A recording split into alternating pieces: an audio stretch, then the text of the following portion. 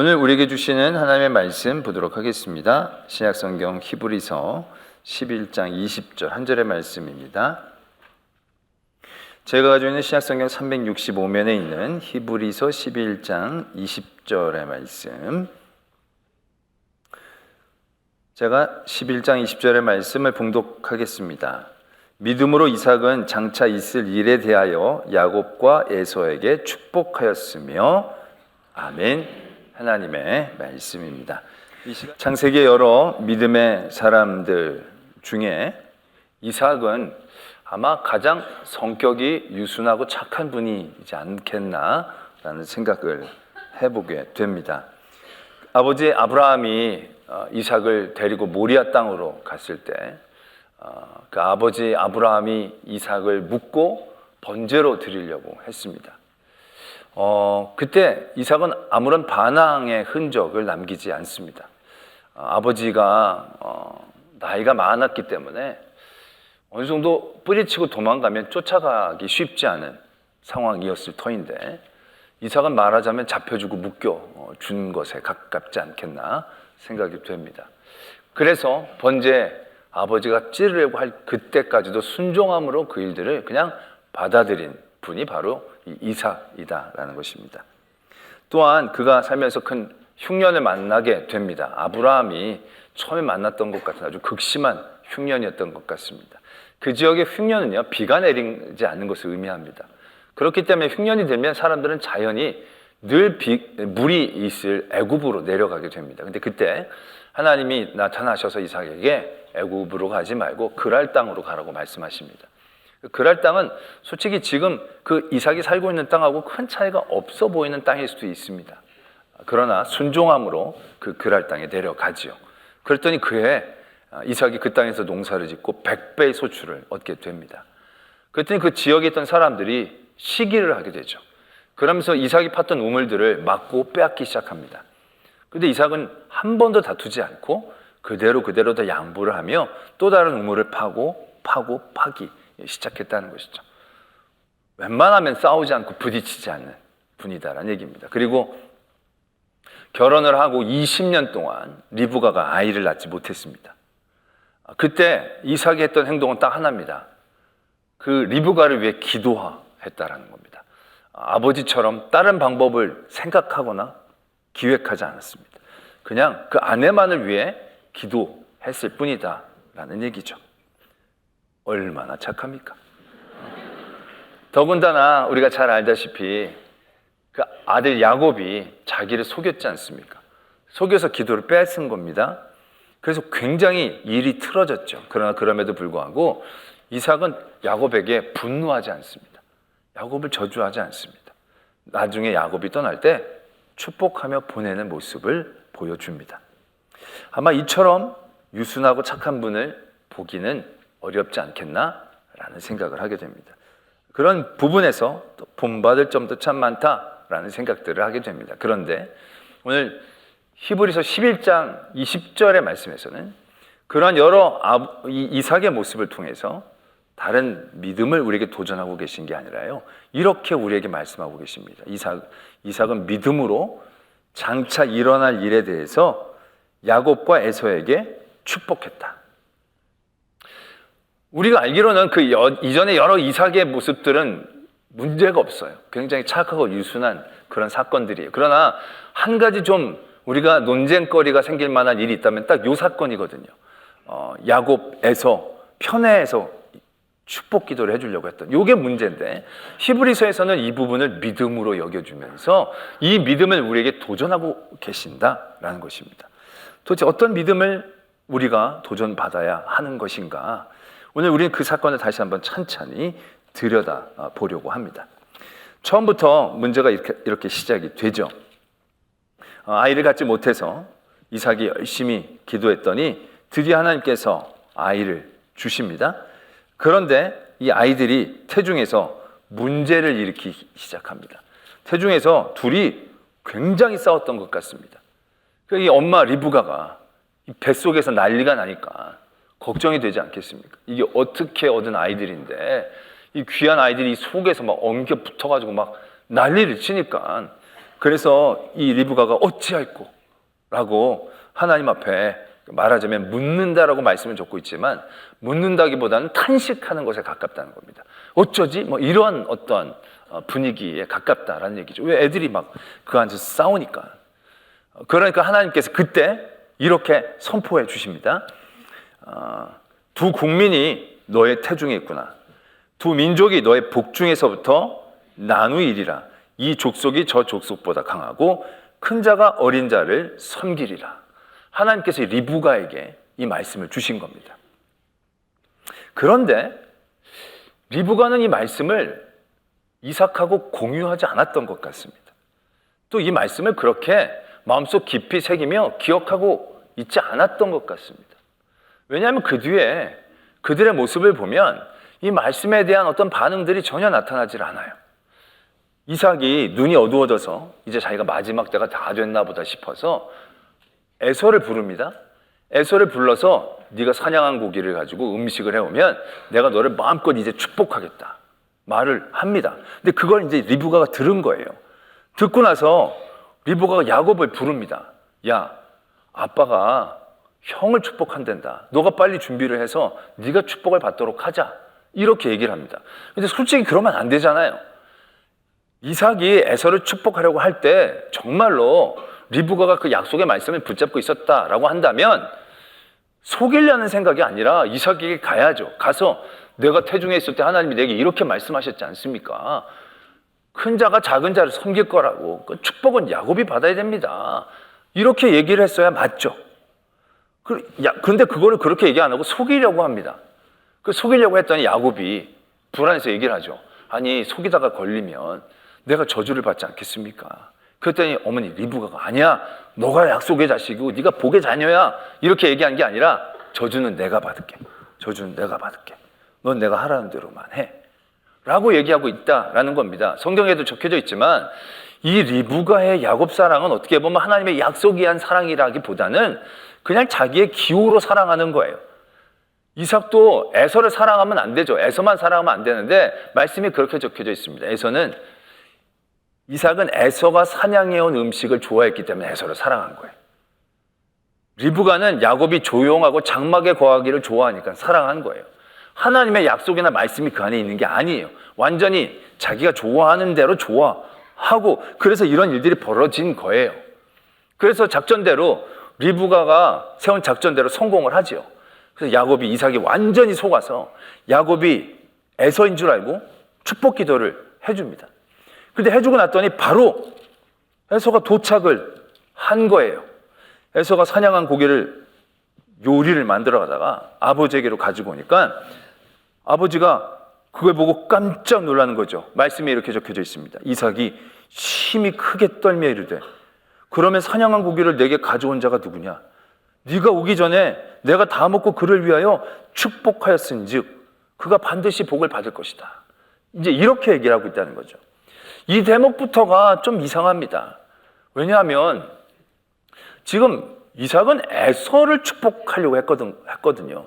그리고 야곱이지만 에서인 줄 알고 축복을 한 거예요. 그러니까 이거는 뭐 크게 잘못된 게 아니라 배달 사고일 뿐인 거죠. 야곱이 받을 이유가 없어요. 솔직히 에서인 줄 알고 한 거니까. 이제 에서가 왔잖아요. 잘못 배달이 됐다는 걸 알면 어떻게 하면 돼요? 바로 잡으면 돼요. 야, 야곱 오라고 그래라. 야곱이 형, 너 왜 속였냐? 그러면서 머리 얹고 취소. 그런 다음에 다시 반사. 그래가지고 다시 해가지고 저기한테 주면 되잖아요. 에서한테 주면 되잖아요. 근데 이삭이 그러질 않아요. 그냥 야곱이 복을 받을 거라고 인정을 해버리는 거예요. 그랬더니 에서가 이해가 안 되죠. 아니 소리 질러 슬피며 아니 그게 무슨 말씀이세요? 나도 축복해 주세요. 나도 축복해 주세요. 무슨 축복이 일회 사용권으로 제한된 것도 아닌데 아버지가 이 아들도 축복하고 저 아들도 축복할 수 있고 단자식도 축복할 수 있고 저는 어제 새벽에 수백 명을 다 축복했는데 그럼 그게 어떻게 되는 거예요? 이게 축복 기도가 그런 게 아닌데 뭐 이렇게 딱딱하게 구시느냐. 그럴 수 있잖아요. 그 소리를 지르면서 슬피 울면서 얘기하는 거예요.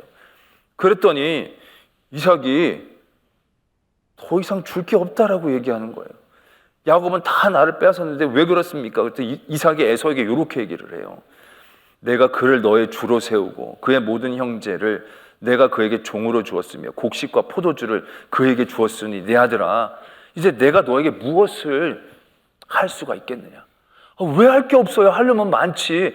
곡식과 포도주였으니까 고기도 남아있고 과일도 남아있고 뭐도 많이 남아있잖아요. 뭐 자리가 한두 개만 있는 것도 아니고 여러 개 또 만들어 줄 수도 있는 거고, 아니 자기가 축복하는데 돈이 드는 것도 아니고 힘이 드는 것도 아니고 말로만 하면 되는 건데 그걸 가지고 이렇게 빡빡하게 나오나 싶은 생각이 들지 않을 수가 없는 거죠. 그랬더니 에서가 다시 한번 이렇게 얘기합니다. 딱 우리들 생각처럼, 아니 아버지 빌복이 이 하나뿐입니까? 아버지 내게 축복하셔야 합니다 하고 소리를 높여오는 겁니다. 아버지가 이 에서를 얼마나 사랑했습니까? 이삭이 아끼던 아들이 에서인데 이 아들이 지금 막 억울해하면서 슬피 울면서 그동안 야곱에게 당했던 걸 막 얘기하면 그 얘기를 들으면 마음이 어떻겠습니까? 진짜 야곱이 이게 굉장히 교활하고 이게 형을 잡아먹으려고 하는구나, 이거 사이좋게 지내지 않고 뺏으려고 그래, 막 어떤 그런 일종의 생각들이 막 있을 수 있지 않겠습니까? 게다가 애가 막 소리를 내면서 울면서 막 간절히 나에게 좀 복 좀 빌어달라고 얘기하면 그러면 이제 마음이 얼마나 치근하게 되겠습니까? 그리고 나서 이제 축복을 해달라고 해서 이삭이 이런 축복을 하죠. 너의 주소는 땅의 기름짐에서 멀고 내리는 하늘 이슬에서 멀 것이며 너는 칼을 믿고 생활하겠고 내 아우를 섬길 것이며 너가 매임을 벗을 때에는 그 멍에를 내 목에서 떨쳐버리리라. 이 말을 왜 합니까?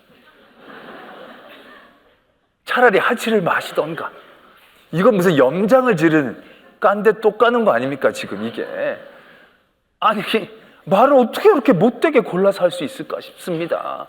아니 물론 야곱에게 기름짐과 이슬은 줄 수 있죠. 그러나 굳이 멀리까지 보낼 필요가 뭐가 있습니까? 네 아우 옆집에 살기를, 그래서 기름이 좀 훔쳐 넘치기를, 이슬이 흘러내리기를. 그럼 뭐 이슬이 뭐 그렇게 한정 있는 것도 아니까 좀 십시에만 나눠 쓸 수 있잖아요. 그러면 동생에게 좀 얻어먹게끔 흘러내리게끔 뭐 그렇게 부드럽게 얘기해 줄 수 있잖아요. 그런데 아주 말을 이렇게 하시는 거예요. 먼다라는 거예요. 먼다라는 거예요. 그리고 칼을 믿고 생활하겠고, 되게 좀 비장하게 너에게 힘을 주시고 칼을 주시고 무기를 주시고, 이게 좀 부드럽게 얘기할 수 있잖아요. 그리고 아우를 섬길 것이고, 아니 섬기는 말 말고 동역하다, 돕다, 뭐 보조하다, 그런 아름다운 위로의 말들이 얼마나 많아요. 그런데 아주 말을 골라서 아프게 하고 있다라는 생각을 하게 됩니다. 이 이삭이 어떤 이삭입니까? 창세기에서 나온 사람 중에 제일 착한 것 같은 사람이 이삭이지 않습니까? 제일 유순하다라고 느껴지는 사람이 이삭입니다. 정말 모진말 한마디 못할 것 같은 사람이 이삭이에요. 늘 다른 사람들을 위하는 마음들이 많이 있었던 게 이삭이에요. 근데 이삭이 에서에게 어떻게 이렇게 모질게 말할 수 있을까라는 생각들 해보게 된다는 것이죠. 하나님은 이 믿음을 우리에게 도전하고 계신다는 겁니다. 이게 이삭이 오늘 우리에게 주시는 귀한 도전의 믿음의 모습이다라는 겁니다. 이삭이 에서를 사랑했고 에서에게 복 주기를 원했고, 자기 건데 솔직히 또 자기 물질도 있으니까 하나님의 기도는 그렇다 하더라도 또 다른 자기의 줄 것들을 어떻게든 바리바리 모아서 생각을 해서 에서에게 주면서 에서를 위로하고 에서를 좀 이렇게 도닥거릴 수 있는 그런 마음이 분명히 왜 없었겠습니까? 그런데 굉장히 이 부분에서 이삭은 단호하죠. 왜? 복이란 것은 내가 줄 수 있는 것이 아니다라는 것에 대한 분명한 고백이 있는 겁니다. 이건 내가 주고 싶어서 줄 수 있는 종류의 것이 아니다. 내 것이기 때문에 내가 마음대로 할 수 있는 종류의 것이 아니다라는 것을 이삭은 명확히 알고 있었다는 겁니다. 왜 더 바라고 더 주고 싶지 않았겠습니까? 근데 이삭은 분명했다는 거죠. 내가 아무리 얘기해도 소용이 없는 거죠. 하나님이 이미 야곱에게 복 주시기로 작정하셨고, 이미 나를 통하여 하나님께서 야곱에게 복을 선포하셨기 때문에 이제 이건 내 마음 내 뜻대로 무르거나 옮기거나 할 수 있는 종의 것이 아니다라는 것을 이삭은 처절하게 알고 있었다라는 것입니다. 이것이 오늘 하나님께서 우리에게 도전하고 계신 믿음의 모습이다라는 것입니다. 이런 믿음의 모습이 왜 중요하냐면, 초기 교회 많은 성도들이 세상으로부터 이러한 유혹과 위협들을 받게 됩니다. 뭐냐면 내가 세상이 성도들에게 내가 너를 좌지우지할 수 있는 힘이 있다. 내가 너를 복되게도 할 수 있고 내가 너를 망하게도 할 수 있다. 세상은 성도들을 이렇게 욱박지릅니다. 그래서 세상은 그들에게 돈을 주었다가 뺏을 수도 있는 능력을 보여주죠. 세상은 그들을 묶어놨다가 풀어줄 수 있는 힘도 보여줍니다. 세상은 그들을 높여놨다가 떨어뜨리려고 하는 그들의 힘을, 능력을 과시하게도 됩니다. 그러다 보면 생각을 하죠. 아, 세상에 힘이 있구나. 내 복이 세상의 손에 잡혀 있구나. 저들이 주고자 하면 줄 수 있고 뺏고자 하면 뺏을 수도 있겠구나 라는 생각들을 가지게 된다는 것입니다. 물론 세상이 돈도 줄 수 있고 뺏을 수 있습니다. 세상이 우리를 묶어놓을 수도 있고 우리를 풀어줄 수도 있습니다. 세상은 우리에게 권세도 줍니다. 또 우리에게 복이라고 이야기하는 여러 기쁨과 즐거움을 세상이 우리에게 줄 수 있습니다. 세상이 우리에게 주는 것처럼 우리는 그렇게 느껴지니까요. 그런데 세상이 주는 돈과 세상이 주는 명예와 세상이 주는 즐거움이 복이라고 생각해서는 안 된다는 겁니다. 복은 하나님만이 주실 수 있는 겁니다. 복은 하나님이 주권을 가지고 계시는 거예요. 그 안에 세상의 여러 가지 이름을 담고 있는 우리가 복이다, 은혜다라고 생각하는 것들은 세상이 좌지우지할 수 있는 영역 안에 있을 수 있어요. 그러나 그것이 복되는 것이 되어지는 것은 세상이 할 수 있는 게 아니에요. 세상이 우리에게 돈을 준다고 그게 다 복이 되느냐? 절대 아니지 않습니까? 세상이 우리에게 명예를 준다고 그게 우리에게 다 복입니까? 아닙니다. 순간적으로는 복과 은혜인 것 같지만 그것은 우리를 끊임없이 미혹하고 갈급해하는 것이죠. 우리가 잘 알고 있지 않습니까? 돈이 무조건 많다고 다 복되는 게 아니다라는 걸. 병이 하나도 없고 건강하다고 다 그게 복되다라고 얘기할 수 있는 게 아니라는 걸. 높은 자리에 있다고 그게 다 복된 건 아니다라는 걸 우리는 분명히 알고 있지 않습니까? 사울이 왕이 됐어요. 하나님의 은혜로 왕이 됐어요. 근데 하나님이 사울에게서 왕의 자리를 내려놓게 하셨어요. 근데 여전히 사울은 왕이었어요. 하나님이 그를 버려 왕이 되지 못하게 하셨지만 그는 여전히 세상에서 보면 왕이었어요. 근데 사울이 그 왕에 있는 시간들이 복된 시간이었냐는 거예요. 하나님이 그를 떠나는 그 순간부터 사울은 왕이었지만 그 자리는 복이 아니에요. 그 자리는 끊임없이 그를 괴롭히고 그를 짓누르고 그를 미치게 만드는 저주에 가까운 자리였다라는 것. 차라리 왕이 아니었으면 더 좋았을 뻔했겠다 라고 생각할 수 있는 일들이 사울에게 벌어지지 않았냐라는 것입니다. 때문에 돈도 하나님이 주신 돈이어야만 복입니다. 건강도 하나님이 주시는 건강이어야 복입니다. 하나님은 복의 주권자이시고 우리를 복 주시기를 원하시는 하나님. 그 하나님으로부터 온 것이 복이 되어진다는 것입니다. 그렇다라고 한다면 하나님께로부터 받은 우리의 모든 것들이 복의 시작임을 깨달을 수 있습니다. 그 자리가 설령 아프고 힘든 자리라 할지라도 하나님은요 복을 주시기를 원하시는 하나님, 주권자이지 않습니까? 그 주권자이신 하나님께서 이 일들을 통하여 복 주심의 시작을 이루어 가신다라는 것을 우리는 다시 한번 신뢰할 수 있지 않냐라는 거죠. 초기 교회 성도들이 그것으로 미혹되기 시작합니다. 그 위협에 무릎을 꿇게 됩니다. 야, 이 내가 복을 다 빼앗기네. 저들이 내 주권자이구나 착각하게 됩니다. 그들이 당하는 고통과 고난 가운데 우리는 그들이 마치 주권을 가지고 있는 것처럼 생각합니다. 그러나 모든 복의 주권은 하나님이 갖고 계시는 거예요. 그걸 우리가 신뢰한다라고 한다면 지금의 고통과 고난도 하나님의 복의 시작이 되어지는 것을 보게 된다는 것이죠. 이삭이 야곱과 에서에게 축복을 해준 다음에 그 직후에 그들의 삶은 어떠합니까? 야곱은요, 그가 고백하듯이 그렇게 축복 기도를 받았지만 막 복을 누리며 산 건 아니었습니다. 자기 스스로가 자기 인생을 회고하면서도 험악한 세월을 살았습니다. 이렇게 얘기를 합니다. 왜 축복 기도를 받았지만 호를 단신으로 쫓겨가죠. 쫓겨가서도 그 라반 삼촌한테 속아가지고 14년이나 그냥 이 결혼하기 위해서 그 시간들을 다 허송 세월까지는 아니지만 하여튼 되게 속아서 시간을 보내지 않습니까? 그걸 좀 하려고 하는데 라반이 수없이 많이 그를 속였다라고 적고 있지 않습니까?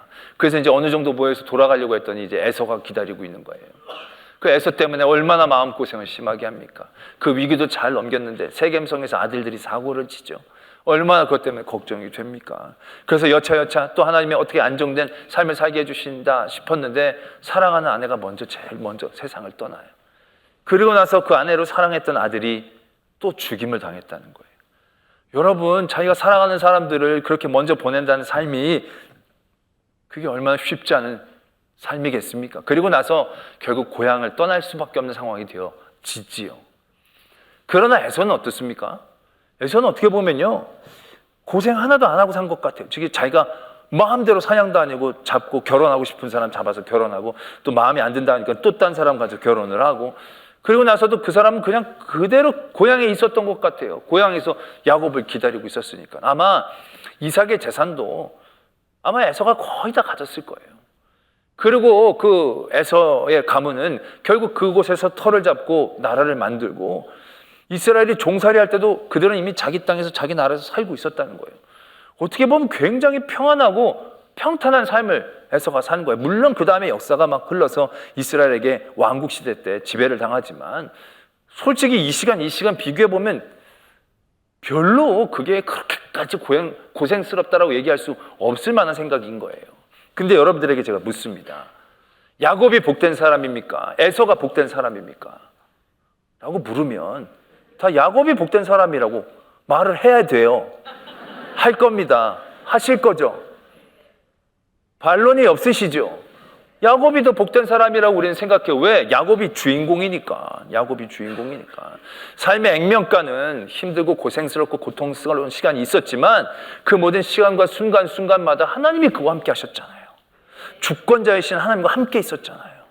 하나님의 도우심을 받았고 하나님과 씨름을 했고 하나님을 이겼고 하나님 그 계획과 섭리 가운데 그를 이끄셨고 그 길이 눈물의 길이지만 고통의 길이지만 아픔의 길이지만 그것이 결국 하나님의 모든 복주심의 섭리 가운데 요셉이 먼저 죽은 것 같은 고통과 아픔도 결국 애굽에서 길을 예비하시고 그 애굽에서 종살이를 하게 하신 것도 결국 그곳에서 큰 민족으로 성장케 하시고자 하시는 하나님의 계획과 섭리가 있었기 때문에 액면가로 보면 야곱이 정말로 쉽지 않은 삶을 산 건 사실이죠.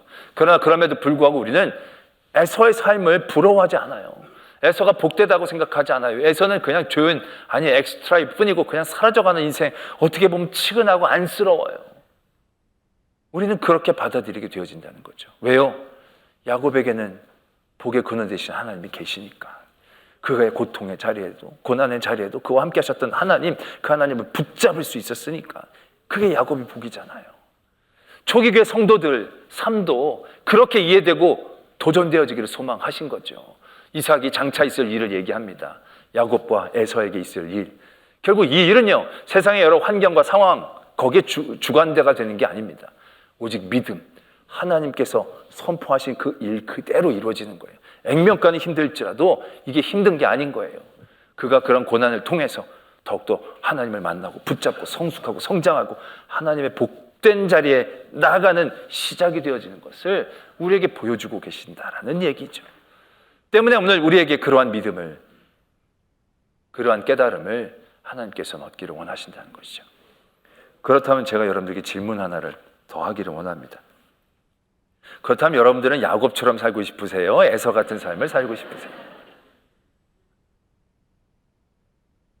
이 웃음의 의미는 뭡니까? 비장해져야지 웃으면 안 되거든요. 근데 솔직히 이게 웃음이 나죠. 왜요? 우리의 삶을 이해할 때 우리는 그렇게 이해하지 않았거든요. 우리는 에서같이 살 때 아무 문제도 없고 고난도 없고 그래서 하나님을 그렇게 간절히 찾아도 되지 않는 그런 상황들을 바라거든요. 그런 삶을 살 때 내가 복되다라고 여기거든요. 내가 야곱같이 그런 삶의 끝자락으로 내몰릴 때마다 우리는 생각하거든요. 나는 왜 이렇게 복이 없지? 나는 왜 이렇게 은혜를 누리지를 못하지? 좀 하려고 하면 애쓰면 무너지고 이게 뭐지? 결국 그 삶의 자리에서 우리의 삶의 질을 바꾸는 건 환경이 아니다라는 얘기죠. 야곱이 에서보다 뛰어난 게 뭐가 있습니까? 그렇게 뛰어난 게 있는 게 아니에요. 그러나 야곱이 사랑을 받는 건 야곱에게서 이유가 있지 않지 않습니까? 하나님이 그를 택하셨기 때문에, 그리고 하나님의 신실하심 때문에 그 일들이 그에게 이루어지는 거예요. 그가 아버지를 속여도, 그가 삼촌을 속여도, 그가 여러 잔꾀를 써도 하나님은 그를 복주시기를 원하시는 하나님. 그래서 그를 그의 고난의 자리 가운데서도 늘 놓지 아니하시고 하나님의 또 다른 복의 디딤돌로 그 일들을 사용하시는 그 하나님, 그 하나님이 우리가 믿는 하나님이시다라는 것입니다. 예수님도 그렇게 살아나가시지 않았습니까? 예수님도 세상에게 붙잡히셨습니다. 마치 세상이 짜놓은 그 작전에 예수님이 빠진 것 같아 보이지 않습니까? 세상이 주관자처럼 예수님의 모든 것들을 좌지우지한 것처럼 여겨지지 않습니까? 예수님을 끌고 갔고, 예수님을 때렸고, 예수님을 달았고, 예수님을 죽였고, 다 세상이 한 것처럼 보이지 않습니까? 그러나 결국 그 모든 순간과 시간들 세상이 주권자가 아니었지 않습니까? 하나님이 그걸 그냥 두신 거죠. 하나님의 주권 안에 그 모든 것들이 이루어지고 있었던 것뿐입니다. 세상이 마치 득세하는 것처럼 나서지만 그들은 예수님을 좌지우지한 게 아니었다는 얘기예요. 하나님은 그 모든 세상의 공격, 세상의 모든 악, 세상의 모든 고통을 복으로 바꾸신 하나님이신 거예요. 그가 맞았고 그가 피 흘렸기 때문에 우리의 고통과 피 흘림의 자리에서 완벽하고 온전한 승리를 우리에게 주실 수 있게 되어졌다는 것이죠. 그가 우리에게 생명을 주셨기 때문에 죽음이란 사망 권세를 이길 수 있는 완벽하고 놀라운 승리, 완벽한 복이 우리에게 임했다라는 것을 우리는 분명히 깨달아야 한다는 것입니다. 오늘 믿음으로 장차의 일을 축복했던 그 이삭의 마음들을 우리가 분명히 가져야 합니다.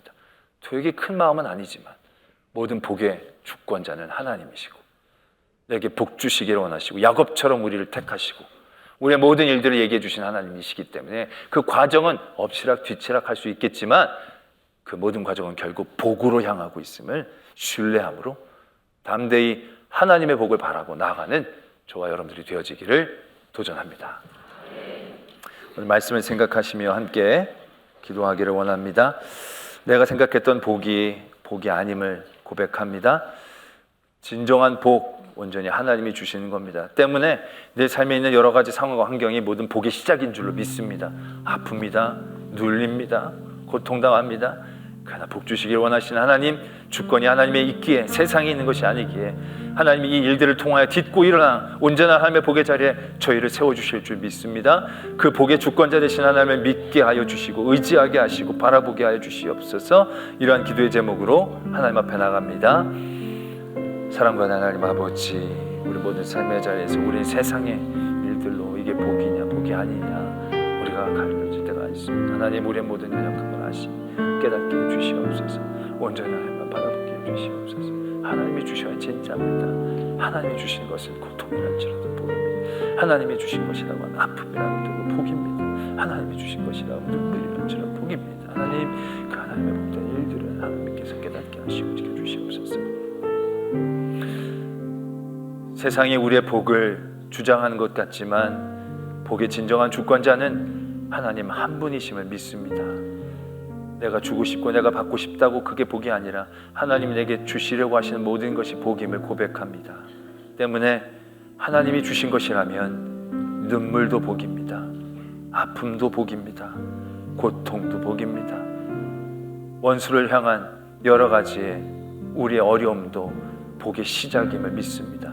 하나님은 복 주시기 위해 그 아들을 죽이시기까지 우리를 사랑하신 하나님이시기에 그 모든 복의 주권자 되신 하나님의 계획과 섭리 가운데 이 모든 일들이 있음을 믿고 담대히 그 유혹과 위협을 뛰어넘어 온전한 복의 자리에 나갈 수 있는 저희들 되게 하여 주시옵소서. 믿사오며 예수 그리스도의 이름으로 기도드립니다. 아멘.